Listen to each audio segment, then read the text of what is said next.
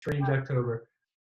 That is, I would rather swap places with you. Here we're starting to hit a little bit of a cooler temperature and we're all kind of bracing for it. Oh, that's great. Definitely keep summer coming, right? You gotta keep the warm weather and appreciate it. Here, the last few winters, we've had temperatures hit, like -20. It's pretty. Oh man, that is intense. Yeah, it is. It's not for the faint of heart in Canada. I know it gets cold in New Jersey too, and I lived in Connecticut for 15 years up until last year, and I don't miss all the snow we used to get. So hence why I decided southern living is the way to go. Absolutely.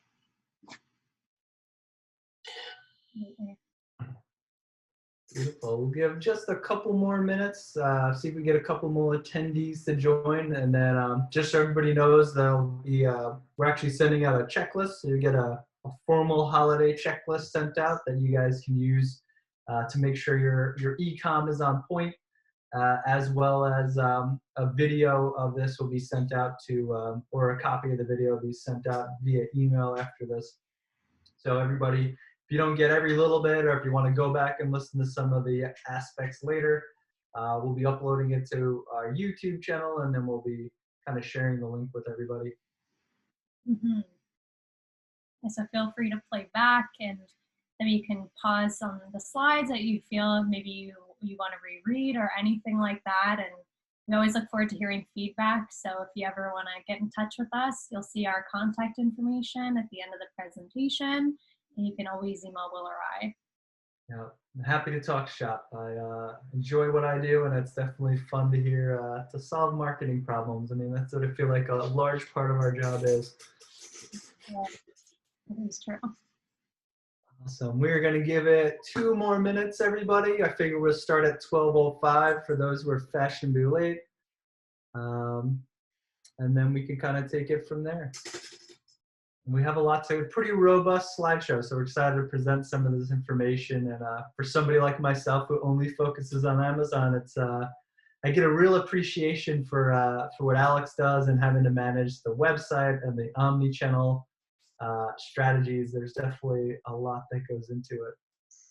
Absolutely, and in Amazon as well, it's such an expansive world. I feel if you are really looking to get listed online, Amazon's such a wave of the future, and if you're not there currently, you definitely have to make the pivot. So Will is just a fountain of knowledge, as I like to say on it. Thank you. We're going to do 1 more minute.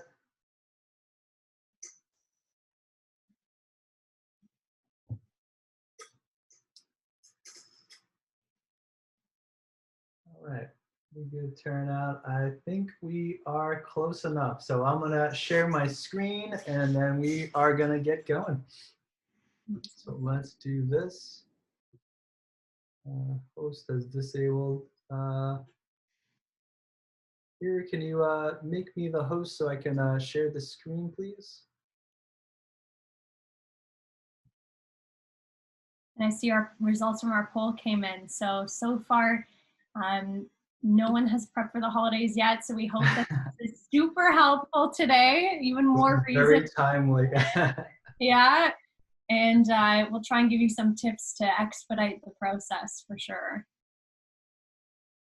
Excellent. And can everybody see my screen? Yes.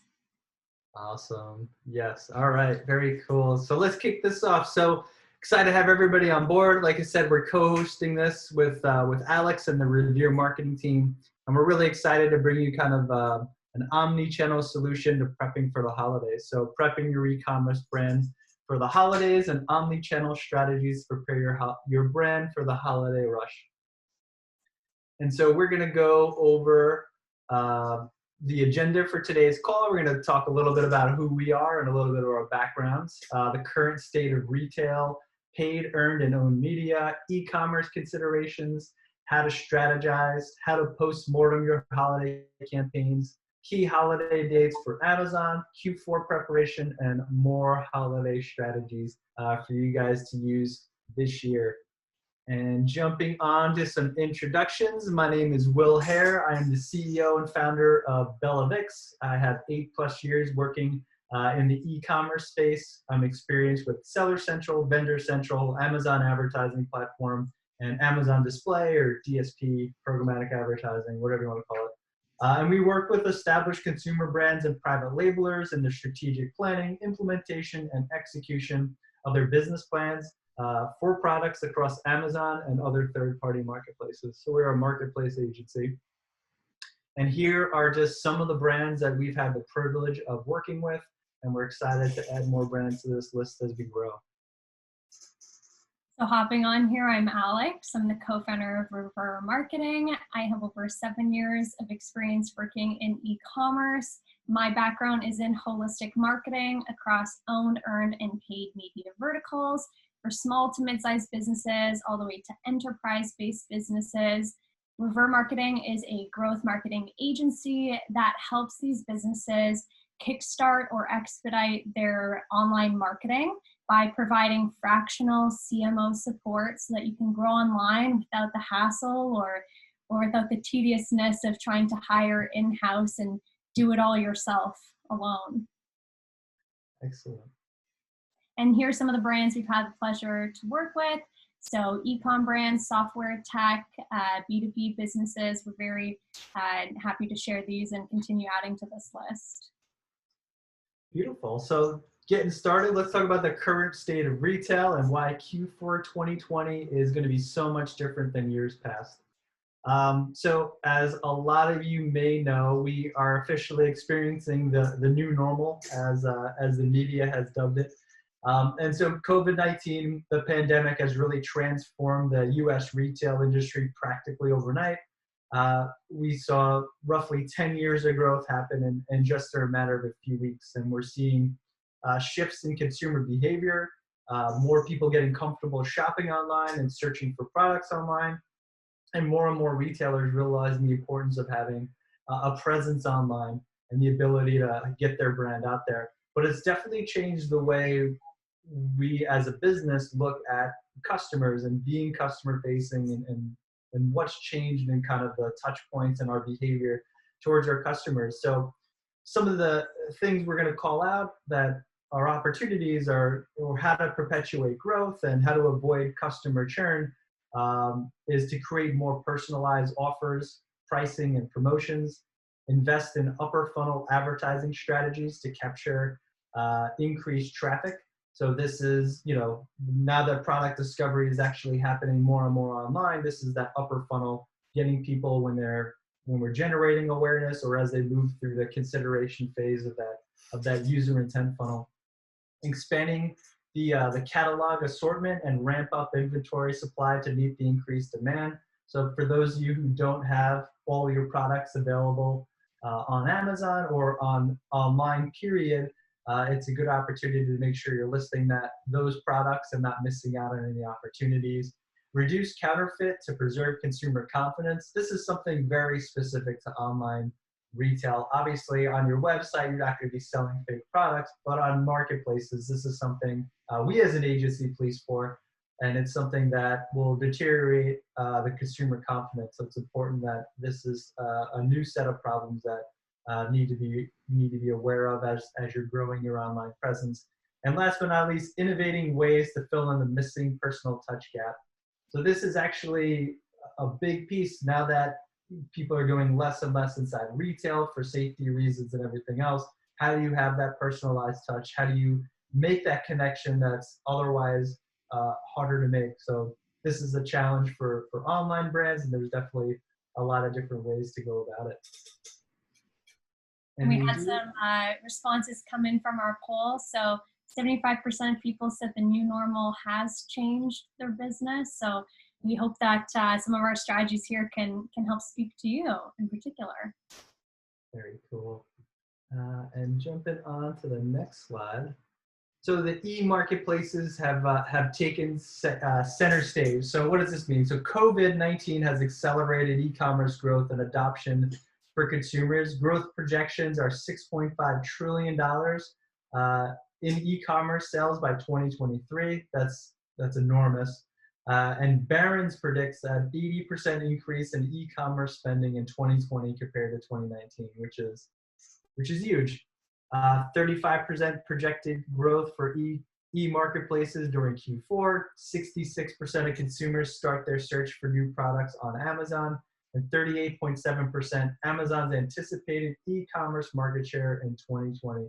So marketplaces aren't going anywhere. Customers are very comfortable shopping on marketplaces. The 2-day shipping, the return policies are a lot easier, less shady websites. Most of these products are vetted out. So that's where the opportunity is inside the marketplace space. Absolutely. And building on that, for Cyber Monday, Black Friday, and the holiday season in general, COVID has definitely changed the way that this holiday season will look, especially from the online portion and retail side. So as we can see a major shift, of course, shopping in person, the madness of Black Friday is going to be a little bit stifled as we all pivot to online more so now. And that also means that key retailers are moving online. So when you're in this kind of David versus Goliath situation, if you are a small to mid-sized business, how can you stand out and stack up against the big guys? So this, in a way, levels the playing field just a bit, because if you do strategize and map out, a strong, impactful, holistic marketing plan, you can really start to have your brand stand out against the big guys, and you can create some notable plays as well in your advertising. So this is some of the things that we see happening across our e-commerce brands we're working with at Rêveur. And now we'll have some Amazon predictions as well you can share. Definitely. And I love the David and Goliath aspect of it. Great story. And this is great for online. I mean, obviously leveling the playing field is where it's at. And yeah, so jumping on to my Q4 prediction. So pulling out my crystal ball here. But to Alex's point, with retailers focused on social distancing and limiting store capacity already, we're seeing brands like Walmart, Best Buy, and Target closing stores on the holidays and extending their promotions to start earlier. I know Target has already started, same thing with Walmart, pushing these holiday promotions. They're all trying to compete with Prime Day, which just happened on the 13th and 14th. So we're seeing a large push to these online marketplaces. And if I'm making some predictions based on my experience, I can see increase the traffic to Amazon in earlier stages of the customer journey, which is why that upper funnel advertising and marketing makes the most sense. Expect more brands to move holiday deals online and extending them onto Amazon, which we're already in the process of seeing. Expect strong week-over-week growth in sales from Cyber Monday till December 22nd, followed by a rebound shortly after Christmas. So you'll hear me say this several times during this presentation, but don't forget about those gift card shoppers. They shop right after the Christmas holiday and will continue shopping through mid-January. Expect Amazon support will have limited availability to support sellers. For those of you who are selling on the marketplace in March, you probably have already seen this with everything that went on with COVID. So expect Amazon support to not be very supportive. And last but not least, Prime Day in October could potentially cannibalize sales from November, December. Myself and my wife are guilty. We already started doing some Christmas shopping during Prime Day. Hard to turn down those deals. But I would expect that this is a trend amongst a lot of consumers, and why Prime Day was originally designed to boost sales during Q3, that July-August period, using it in October is a really interesting play. So we'll see what that actually means in November and December. But I do expect most people waiting till the last minute, because we didn't do all our Christmas shopping, just some of the big items that had good prices. Definitely, and we got our poll results in as well. So 71% of people did not participate in Prime Day, but that's okay. Will's strategies he's presenting today can still apply to you and can still be leveraged for the rest of the holiday season. So we hope that you participate in the future, and this gives some hustle behind wanting to do that. Yep, Moving on to our paid, earned, and owned media. So I'm going to be talking about kind of the omni-channel approach of marketing and why it's so important to have a holistic kind of focus on looking into your marketing strategy and what pillars you decide to enact for your marketing. So starting off, a couple of terms here. Paid, earned, and owned media are what you can think of as your 3 marketing pillars. Paid is your advertising. So let's say Google ads, Facebook ads. Earned are your referrals. So things like influencers and affiliate marketing. And then owned would be your organic. So let's say your blogs, email marketing, etc. These 3 things work together to basically create a comprehensive take on your marketing. So your paid social, for instance, your Facebook ads may bleed into your influencer marketing, or your blogs may be part of your affiliate marketing strategy. Each of these things coincide to provide your overall marketing mix. So it's really important to consider how each of these facets plays into one another. Moving to e-commerce considerations, so tiny bit more narrow here. After you look at your paid, earned, and owned media, we're looking at what are some of your e-commerce considerations. This is not the exhaustive list. If you have an e-commerce store, there are more ins and outs and nooks and crannies than you can even wrap your head around sometimes. But these are some of the main considerations we urge you to think about. So for instance, we have product versus customer service versus creative, advertising. Each of these plays an important role within your e-commerce store. More specifically, each of these plays an important function within your paid, earned, and owned pillars. So product, for instance, in the form of paid pillar would look like landing pages or what products you're promoting. Are you promoting single product or catalog sales? Within earned, it would look as if, what are influencers promoting? What products or product line are they trying to reach their audience to drive traffic back to your store with? And from owned, that's typically more information-based. So more information around the product, the benefits, the usage, things like that. And so all of these considerations, again, tie into one another, and they each play their own important, unique role within your overall marketing mix. Beautiful. And we actually got an attendee question. So which pillar do you typically emphasize importance for the holidays? So I would say product first and foremost is where it starts. Things that are, more along the line of discounting come after product. You have to know what products you want to emphasize and their placement in the context of your marketing season. So being able to understand the why behind what products you're promoting and being able to really understand if you have a product that is good quality at a reasonable price point, it all comes down to that. The marketing falls in after. You don't have a good product, it's so much harder to market and it may or may not be successful. So we urge that as the primary focus. Beautiful, well said. And so as an example of products, I'm all about product. So there are a ton of different facets of product itself. There's your messaging and positioning, your branding, the life cycle of it. Think about, especially during COVID, what products are going to be successful this season, right? There are a lot of people who are pivoting to indoor tasks, things you can do online, diversifying their product ranges so that they can really speak to an audience that is indoors this season and that are maintaining social distancing orders. Especially when you look internationally, there's such fluctuations on consumer behavior because of restrictions and lockdowns and whatnot. So this is kind of an example of how product would look as an expanded category. So even more narrow, how to strategize. So for this, we urge you to ask who, what, where, when, why, how. All the basic questions that we learned growing up are still applicable. So this, in the context of your e-commerce considerations, are things that you should ask about each of those considerations.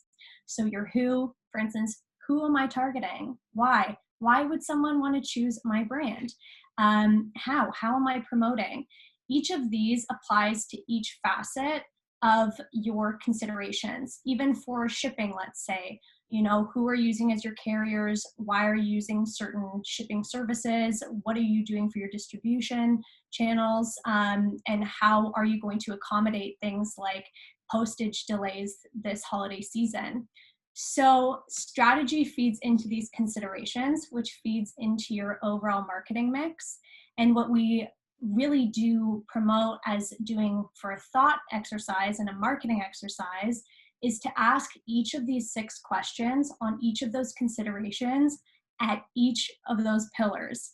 It's a lot of work and it seems like very time intensive, but I promise you, if you do this, you will have such a strong idea of what you are promoting and doing this holiday season that you will have a more bulletproof idea of what your marketing plan will be, and you'll be prepared more so for the unexpected. I love it. Sounds like playing a little detective too. So you put your Sherlock Holmes hat on and really identify your strategy through these different pillars. Exactly, exactly. So breaking out one of these questions, for instance, on what is a really good starting question? So, you know, what products are you using? What creatives are you employing? What customers are you targeting? Again, you can apply this to each of the pillars. They don't have to be very specific questions per se. Keep them more broad and general. Get your ideas flowing, but this will essentially help you consolidate what is a headache of considerations on e-com into something a little bit more manageable that you can action. And then leading into post-mortem. So going into a little bit of a definition on post-mortem. Post-mortem is what marketers do after campaigns run to essentially look at what the campaign was able to achieve. What were the strengths? What were the weaknesses? The areas for improvement? These are the questions that we ask. So a lot of times going into a campaign, you may have hypotheses. For instance, this holiday season, you may think you know what products are going to perform well. So you may start to do some testing during your campaign. And your postmortem is your reflective period to look back and think, okay, was this successful? Did it work? Was my hypothesis correct? And this is really important because the learnings you get from postmortem can be applied to any campaign in the future, really. But it gives you the best insight on overall how you did. So you want to look for metrics, for instance, on your e-commerce store, such as your conversion rate, add to cart, per product, per bundle, whatever it may be. What discounts are resonating best? What channels were doing best for you? Was that organic? Was that paid media, etc.? Where maybe did you miss some areas of the marketing mix that could have been leveraged? Was there anything you spent more budget on that could have been redivested into a different area of marketing? Things like that are sort of the main questions. And I see that 75% of people haven't done a post-mortem. So I really urge, ask these questions after your next campaign and try to see how those learnings can apply to your marketing year-round as well as a testing strategy. What type of timeline do you use for your post-mortem? So how long is the testing period and the post-mortem period? So at Rêveur, we really incentivize doing sprint-based testing, where you do rapid testing on macro and micro variables. Macro would be things like platforms. Micro could be very small elements such as creative. And we urge that you do this on 4-week turnaround periods. So for instance, in the holiday season, you could get a couple sprint tests in this period of time. And then at the end of those 4 weeks, you take about a 1-week period to reflect on the learnings to then apply. And at the end of this holiday season, because it's so big, we urge a 2-week period of reflection, looking through, having the rest of the numbers fall in line, because oftentimes after your major sales date, such as Cyber Monday, you still have some trickle down effect. So waiting 2 weeks and doing your analysis then gives you that buffer room to collect as much data as possible and make it as impactful as possible. Beautiful. And it must be a hot topic. So we have another attendee question. What metrics do you typically look at? Impressions, engagement, conversion. So where do you focus your energy? Definitely. So if you are running an e-commerce store, typically you're looking at more conversion-based metrics. So you want to know performance-wise, what, again, is your conversion rate, your add to cart. You want to be able to see as well what your brand resonance is. So how did people interact with your different marketing pillars, such as ads? Did they comment positively, negatively? You also want to be able to see things like you mentioned, engagement. You want to see how people are engaging per platform. on different verticals, you'll have different metrics. Email marketing, you really want to look at click-through engagement, what was your conversion rate as well, and your clicks to your store. Things like that are definitely going to be some of your key areas of focus. Beautiful. And it sounds like it depends on what your strategy is. Are we getting more eyeballs and building branding, or are we trying to get more sales in the door? Which Q4, I think everybody wants more sales in the door. Doesn't hurt. Beautiful. And now let's talk a little bit about Amazon. So I have some key holiday dates for Amazon sellers. So Amazon, October, November, if you haven't noticed already, is starting to release holiday deals on a daily basis, encouraging shoppers to shop early and not miss out. We saw this with Prime Day, but they also have a small business initiative going on where if you make a purchase from a small business, they give you a $10 gift card, of course, to use on the Amazon platform. But it's really exciting, and expect to see more of this from now through January. Just a lot of promotions and activity. Amazon has realized that it's a huge opportunity. People are going to be shopping online, and they want to get as much of those shoppers on their platform and making purchases. October 12th just passed, but you should have noticed this week that Vendor Central brands should check to make sure that they have received purchase orders for Black Friday and Cyber Monday. If you have not, make sure you open a case with support to find out why you haven't seen an increase in your purchase orders. October 23rd, Target to ship Black Friday, Cyber Monday FBA inventory to Amazon. This week, due to longer processing times at fulfillment centers. As you guys know, Amazon is a bit undermanned, so they put limitations on the amount of inventory you can store on Amazon, but also how much you can ship to Amazon for processing. So it's important to monitor that, forecast your sales and your inventory projections, but more importantly, make sure you're sending inventory in. If you can do it in one lump, great. If not, you might need to strategize to figure out if I can do this in pieces, or do I need to work with a third-party logistics center. November 5th, Black Friday, Cyber Monday shipments need to be in Amazon fulfillment centers to process in time for the holidays. If you get it in after this date, they're very strict on timelines. You run the risk of missing out on the busiest shopping season of the year. So ship often and ship early, I think, are going to be the rules to live by this year. And Black Friday and November 23rd to the 30th are Black Friday and Cyber Monday week. Be prepared to send additional inventory due to the long processing times. And December, Amazon will continue running deals throughout December, featured deals exclusive to Amazon. And limited on room, but I have a few other dates I'd like to shout out so our sellers can be aware, especially if you are selling on Amazon. December 2nd is inventory for remaining holidays in Q4 need to be in fulfillment centers. So like I said, November 5th is that Black Friday, Cyber Monday, but if you want to catch that busy traffic from towards the end of December before that December 22nd, that last shipping day before Christmas, you're going to want to make sure you ship that inventory to fulfillment centers by December 2nd. The week of December 22nd, this is the first week brands can ship inventory for 2021 to Amazon fulfillment centers. I'll bring it up again. Don't forget about gift card shoppers. So as often as you can, send it in, and let's get that inventory ready for that Q1 bump we see that first month.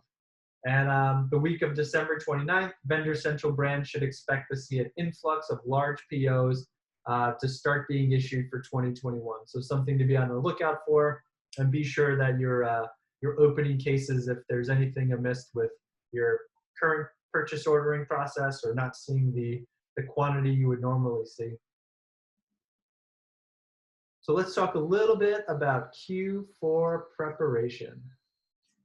And so getting inventory to Amazon, as you guys know, this year is a challenge. Years past, you could just send in as much inventory as you wanted and have it sell through. But as you know, with the limited capacity on Amazon, we need to be strategic on how we think about our inventory and how we fulfill orders on the Amazon platform.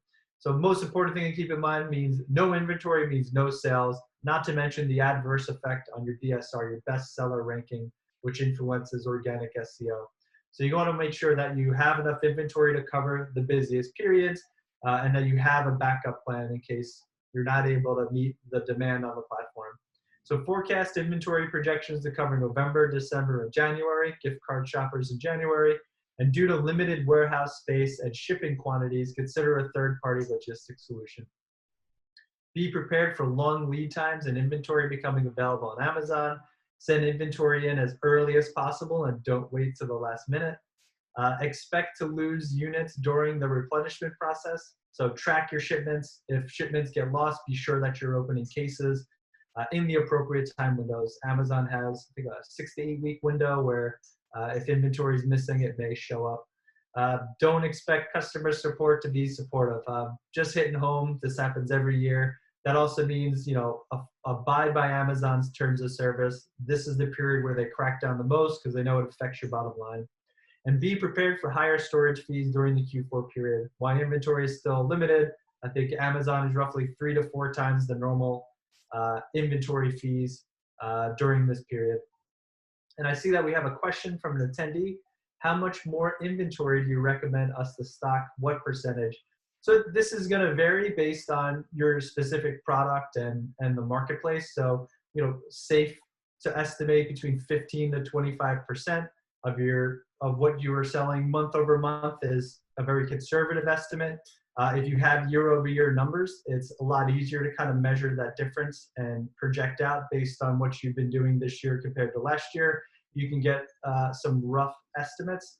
And then last but not least, if you're brand new to Amazon and you're not sure, there are tools like Helium 10 and Jungle Scout that can give you rough estimates on what the marketplace is doing. And then I would take a very small fraction of that, maybe 2 to 5%, and that's what I would stock for inventory. Unfortunately, I don't think the amount of growth is you're going to be able to have that inventory available on Amazon. So definitely leaning more towards that third-party logistics solution as a way to kind of fulfill those orders as they come in. But roughly, I mean, it's safe to say 20% of what you did last year is a conservative estimate to keep in mind as you're going through this. So jumping on to the next slide, we're going to talk a little bit about your Amazon listings and some things to consider while you're planning for the season. So prepare your holiday listings. We all know that this season is hectic. It kicks off with that Cyber Monday, Black Friday, and really doesn't stop till the end of December. And so it's important that you keep your title on your listings are clear and concise. And keep in mind the mobile view is the first 70 characters. So that's what they're going to see on mobile. And I think 60% of shoppers on Amazon will access the site on mobile first before or after making a purchase to kind of shop around and see what's there. Bullets have key features and benefits. And in this specific example, you can see how they're using capitalization to call out these key features and functions. And this makes it really mobile friendly, easy to scroll through, and it calls out what's really unique about your product as opposed to other products. The description and A+ content is updated to incorporate holiday themes. So you want to make sure that if the product is in fact giftable, that you're kind of positioning it so that the customer can envision what it's going to be like to give this gift to a loved one. So something as silly as having snow in the background, presents, a Christmas tree, Santa Claus if it's applicable, is all going to kind of help differentiate your product and make it seem more giftable, where, and then after that, you could go back to your traditional listing. And we recommend doing these updates 4 to 6 weeks out. So from that Black Friday, Cyber Monday period. So, this week and next week is really when you should be considering updating this content to be more holiday themed. And I will say a caveat is if you sell plungers or something that's not very giftable, that you don't make it holiday because it doesn't really fit with that mix. And not everybody's going to want a plunger, for example, for Christmas. Don't forget about your back-end search terms. Your back-end search terms help with indexation. So you want to make sure that you're following Amazon's guidelines and you're using all 249 characters to get keywords that are not featured in your listings. And maximize image and video usage. Video is hot in ads, and I know my wife and I, when we shop around, we'll watch the videos of the product. Gives us an idea of use cases, what size is it, what's the look and feel. So videos are a great way to get started. And if you're on a small budget, you know, you don't have to go crazy with the whole video team. You can use a solution like Fiverr and Upwork. If you look through a lot of listings, they all do the animated videos where they call out some features and aspects, and that's really a cost-effective way to kind of start with video content and figure out what type of impact it's having on your products. And I will say, most importantly, be sure to follow Amazon's terms of service, as they will be cracking down during this period. So no emojis in your bullets. I've seen that it violates Amazon's terms of service. If you're caught, they'll suspend your listing. Don't use emblems inside your images. The first image and the main image needs to be on a plain white background. These are all things to keep in mind as you're preparing your listing, because this, like I said, this is the period where they're going to crack down, and it's definitely the period you don't want to be losing that opportunity. And I see I have another attendee question. Does Amazon have a rule like Google does when it comes to keyword stuffing? Do you recommend more broad terms? That's a fantastic question. Yes, you could definitely go broader. I am always more focused on relevancy. So, you know, in your title, 2 to 3 keywords, don't keyword stuff. You want to use natural language. If you're advertising on Amazon, you can look at your search term report and get an idea of how customers are searching for your products, and you can incorporate some of those key features into your titles and bullets. So we do not like keyword stuffing. You can definitely go on Amazon and find out people who do, and trying to be everything to everyone is a great way to not get found on Amazon. So you want to focus on just a handful of keywords that are going to be most impactful. And it also depends on your product type. If you're selling a gift basket, then yes, update it to best gifts for him and her, and you can go super broad. But if you're selling a perfume or a facial cream, you know, stick to those relevant keywords, because while it is very giftable, people are likely going to shop for that because they're looking for facial cream for themselves or for somebody that they love. So that's how I would look at it if I'm updating my listings for the holidays. Great advice. Thank you. And then jumping on to, so if you're unaware, Amazon has launched a new feature, the Listing Quality Checker tool. And this is just a fantastic new tool to help with indexation, SEO on Amazon.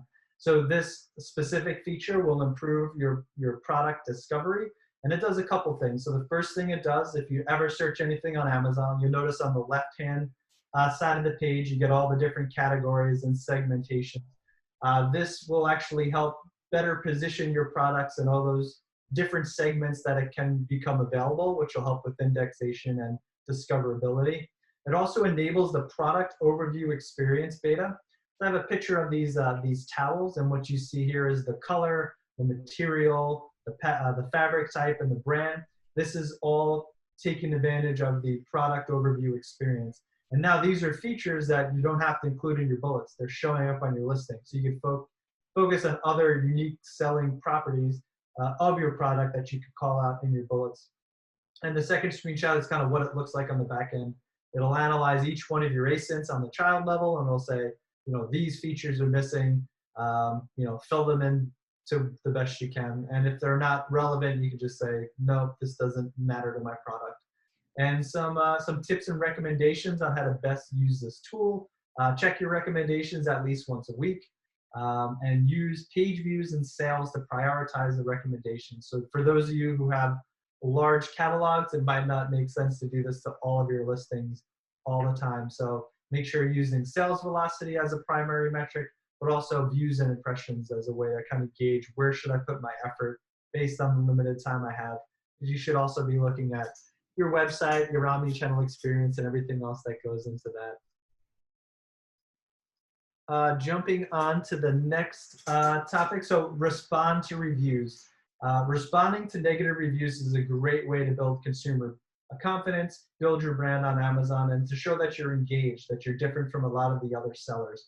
It builds consumer confidence, and that's a differentiating factor, and it was mentioned one of the first slides starting this presentation. So we consider a negative review anything that's 3 stars and less. And respond to negative reviews in a way that shows good faith and good customer service. So you want to make sure that, well, there's a couple things. You'll notice that there's different themes, so it may be a good opportunity to call something out in your bullets. For example, if you sell a toy that doesn't come with batteries and you're getting a lot of negative reviews because they assumed it came with batteries is a perfect example of when you would use reviews to kind of influence the information you put on your listing. The second thing is that it shows that you're engaged, as mentioned before, so you have the opportunity to show other customers, you know, if you have a bad experience, we got you. We do refunds. Click here to follow up with us. And you can see in this specific example, 8 people found this feedback helpful. So these do get read. People do view these and they do look for comments. So make sure that you're commenting often. And jumping on to the next slide, I'm going to talk a little bit about holiday strategies for Amazon. And so the first thing I'm going to talk about is product level advertising strategy. So advertising, if you do nothing else, advertising on the platform is the best way to get more eyeballs on your products and more traffic to your products and generating more sales. So there's a couple ways to look at this, but the first thing you're going to want to do is make sure that your listing is retail ready. It has updated title, has updated bullets, the images are on point, video where applicable, you have EBC or A+ content. And more importantly, your listing also has more than 10 reviews and more than 4 stars. So we can kind of consider that a retail ready listing.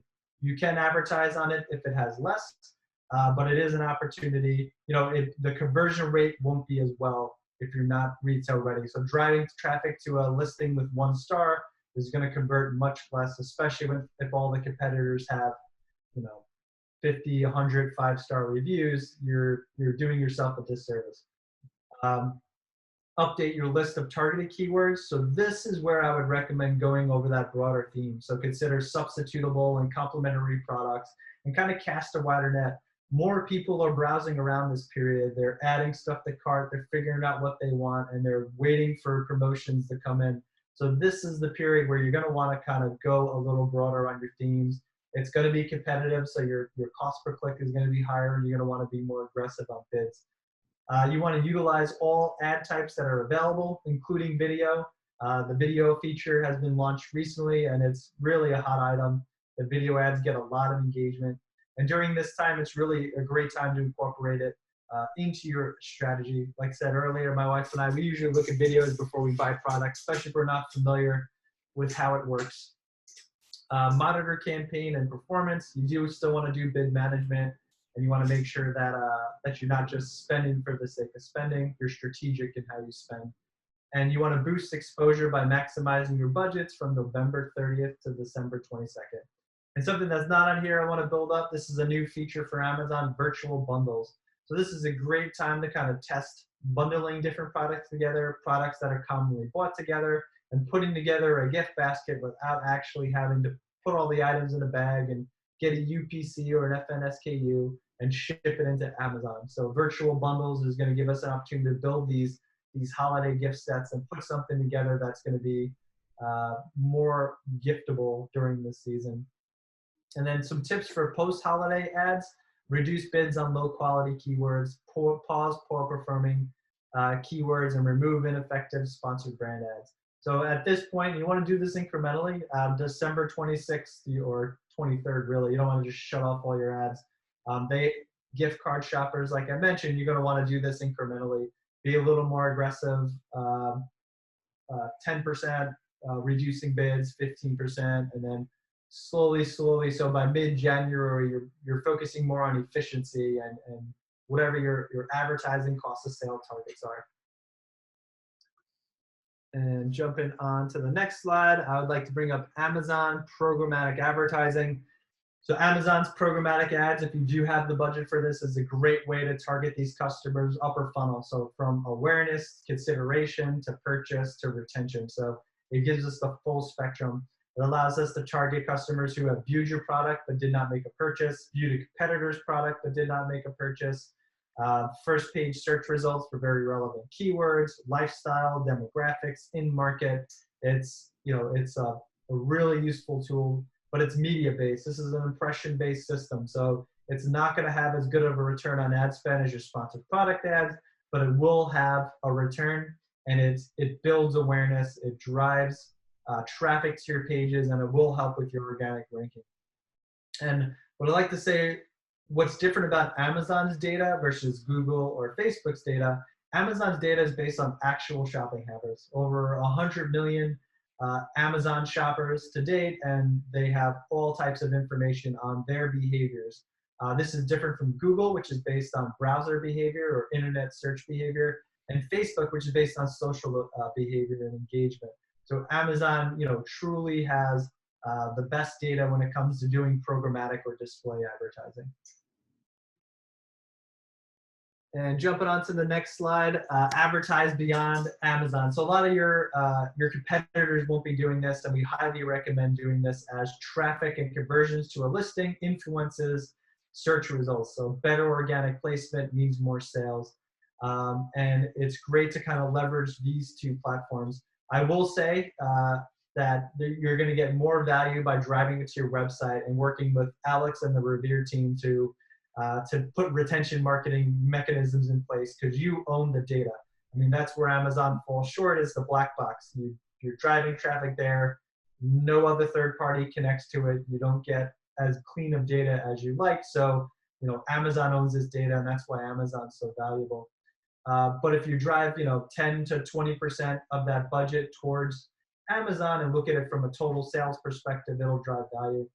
And if you look at Google AdWords, for example, if nothing else, you could target keywords like product type on Amazon, because they're already looking for your type of product on Amazon, and it doesn't hurt to kind of position your ads there. You can use the attribution data to tie it to campaigns to track behavior on specific listings. So you know that this Facebook campaign drove 50 views and got 10 sales over a 7-day period. And same thing with Facebook. You can do the same, tie it to a campaign. And you could also drive it to the Amazon storefront and use universal tags, UTMs, to track the behavior on the storefront. So you'll know how well these off Amazon platforms are performing as you're driving traffic to these pages. And I will say, do look at direct return on ad spend. You want to know, especially if budget's an issue, you want to be bottom of the funnel focused. But also look at total sales and see what it does to your organic ranking. Big fan tools like Helium 10, where you can track how you're ranking on specific keywords and see how this is influencing those rankings by driving the traffic that way. And last but not least, expect the unexpected. So we talked a lot about strategy and how to prepare and how to take care of yourself, but something's going to come up. It's never going to go as smooth as possible. I'll bring up the third-party logistics provider again. Be prepared to have your listing shut down, or be prepared for something to come up that you just weren't expecting. So make sure that you're nimble, you're flexible, and you're able to pivot, and that you are taking as much advantage as you can of the opportunities that are available. And this definitely applies to your holistic marketing as well. Just remember, there's so many facets on your e-commerce store. You really want to prep, check, and QA everything before it goes live, and just be prepared that there may be some hiccups. But if you have your contingency plans in place, you can definitely overcome any kind of obstacles. Love it. And jumping on to the next slide, thank you all for attending. If you guys have any questions, please drop them into the chat box, and we'd love to take some live Q&A. And I see the first question has come in. So how do you recommend a small business prepare their website at Amazon on a small budget? What are most key? So I'll let you kick it off, Alex, and I'll follow up on Amazon. Yeah, so for your website, you want to focus on conversion driving activities where you're going to get the most money back from what money you're putting in and investing. So typically that would be on ads, email marketing. And then from an actual website standpoint, you want to invest in good apps for upselling, for creating unique user experience. These are very small ads, but they can end up really impacting your conversion rate. So we really recommend emphasizing those particular aspects if you want to see the most return for a small budget. Beautiful. And very similar to Amazon. So at the very minimum, you want to advertise on the platform. If somebody's searching for a product or a very similar product, they're at that point of sale. They're doing their research. So this is where advertising on the platform, if nothing else, is going to be your biggest bang for your buck. And then secondly, it's really easy to do your own keyword research. There's tons of tools out there that Merchant Word, for example, Helium 10, Jungle Scout, that you can use to get an idea of what the search volume is around specific keywords on Amazon, and knowing when to incorporate those specific keywords into your listings for better indexation. It takes 6 weeks to get re-indexed by Amazon, so now is the time to do your research, to update those listings and make them a little more holiday themes. I think those are low-cost ways that you're able to kind of optimize your Amazon store and products in time for the holiday rush. I see we have another question. Would you use the holidays to test bundles? What's your approach for website and Amazon? So definitely, I think it's a great time to test bundles, especially when you're driving this traffic and you're most likely spending most of your budget for the year, this quarter anyways. Definitely a time to test out. Don't go too superfluous. You don't want, 50 bundles on a website that will not only bog down your website, it can be confusing from a user experience standpoint. But this is a great time to test out product combinations, get data in, and if anything, you can do these on weekly tests. So for instance, if you know that you have a 2-month holiday period here, you can test out different bundles per week, emphasize that on your marketing through email drops, organic social, paid social, etc., and then collect data in to see what's performing best, even in advance of Cyber Monday and towards Christmas. You can actually use that data to inform what your heaviest bundle deals will be on those key sales dates, as data kind of reflects what people are buying most. Beautiful. And same applies for Amazon. I know I brought up the virtual bundles. Those are low-hanging fruit to test bundle ideas. Amazon will, if you scroll down the page when you're looking at items, they have a little section, items that are frequently bought together. If you notice 2 or 3 of those items are your products, that's a great way to get started. People are looking for gifts, gift baskets, gift sets. Great way to position your products as gift sets. And if you have brand analytics on the back end of your Amazon, so you're a registered brand, you're able to get an idea through the brand analytics dashboard what are common products bought with your products. And like I said, it could be an opportunity for you to roll out a new product line, probably not in time for Q4, but a good idea to see which products that customers are typically buying together and putting them into a single listing, giving a small discount, and obviously running it to see if it actually moves. Absolutely. Awesome. And I'll give just another few seconds. If anybody has any additional questions, we're happy to answer them. And if not, like I said, this presentation will be sent out to you guys via email probably sometime tomorrow. We'll have a link to the video, so you guys will be able to rewatch this again. And of course, we're sending out a Q4 checklist as part of this. It'll be I believe, a PDF that'll just have different aspects that you should be considering for the Q4 period, so you can make sure you're on point. And the window is actually the perfect time, so it'd be good to check it now and see where it goes. So I don't see any additional questions coming in, so I'm going to say thank you, Alex, for joining us and sharing your knowledge, and thank you everybody for attending. I hope you took a lot from this. Our contact information is here. Check out our websites and reach out to Alex or myself if you have any questions or want to schedule a call. Thanks so much, guys.